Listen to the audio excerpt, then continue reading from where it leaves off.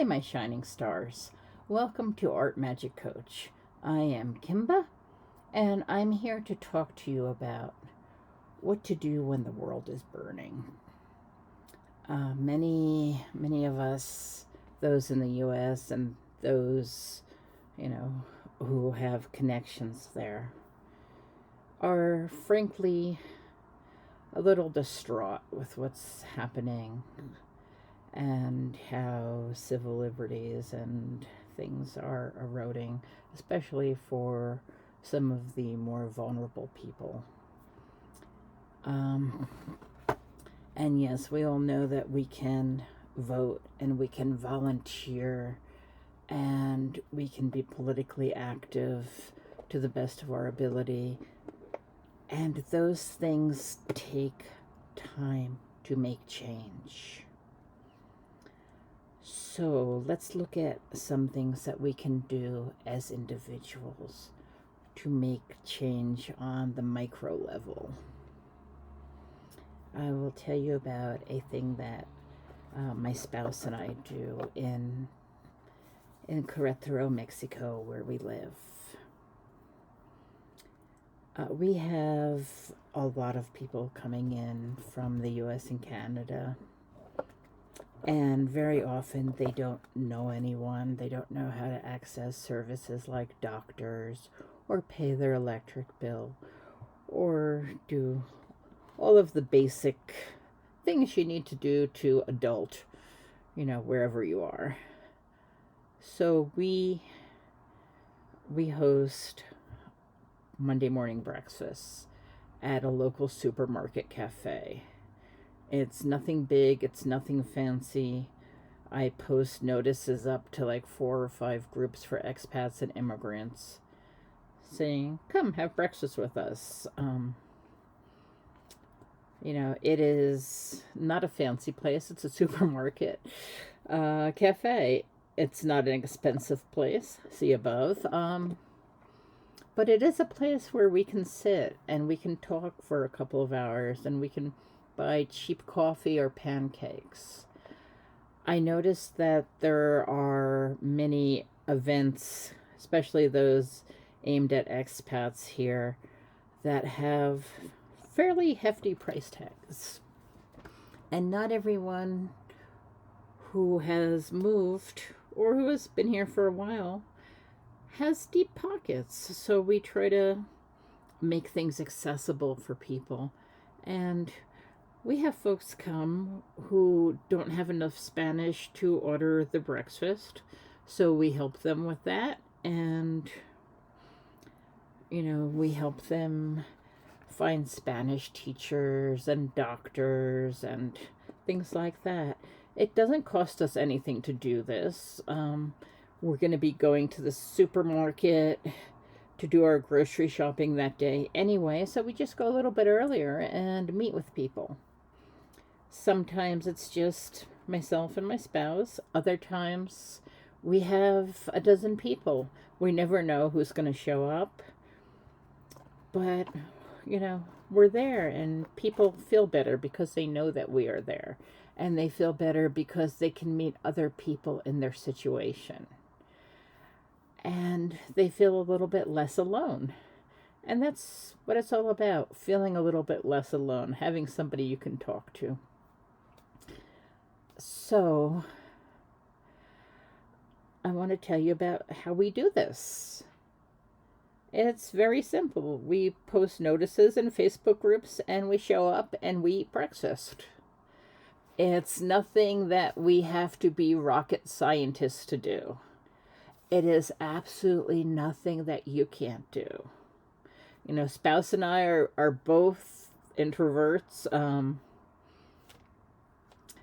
At least one of us is documented as being on the autistic spectrum. The other one, the jury's still kind of out, but we've got our suspicions. But the thing is, if we can do this, you can make connections in your community. It helps you because you are less alone. It helps other people because they know that they are less alone. And again, it takes no special skills. You have to be able to like write a couple of lines of text and post it in a Facebook or WhatsApp group. That's it. Oh, and of course, show up. And we've recently started doing the same for special interests of ours. Like tomorrow, we are hosting a geek meetup for fans of science fiction and comics and video games and all those wonderfully geeky things. We're doing that at Starbucks, and we'll sit outside at the table for a couple of hours and talk geek stuff. Our local Starbucks does not have a "you must buy something and eat it here" policy. They're very chill, and we chose a time when they are very not busy. So any business that we bring them in, is a bonus for them. And I've also recently started trying to host women's spirituality meetups. The first one was not successful. I had one friend show up. Someone else was supposed to come, but they had an issue with their kid. And if you have kids, you probably know what that's like. But the thing is, we're trying. We're making connections. We're trying to build community. And it doesn't matter where you are. You can do this. It's easy, and it doesn't cost any money. But having that connection can give people hope that they might not have had otherwise. And hope is something that's in short supply and something we all need. So I'm going to really suggest that you do that if you can, because it will make a difference to someone, and it will make a difference to you. So that is one way that we can kind of shine in the darkness, because it's important. Because when we shine, we can be beacons of hope to other people. Another thing that we can do to shine is to make our art. I know I'm always telling you, make your damn art. But now, more than ever, it is really important. And make your beautiful, wonky, imperfect art. Make your happy art. Make your art with bright colors that clash. And don't just make it. Oh, excuse me. You also have to share it, because art sitting in your cupboard does nobody any good. It doesn't do you any good because you like, oh my God, I've got this cupboard of art. What do I do with it? I don't know if you remember, there's like this classic Dick Van Dyke episode, where Rob Petrie opens the closet and all the walnuts fall out on him.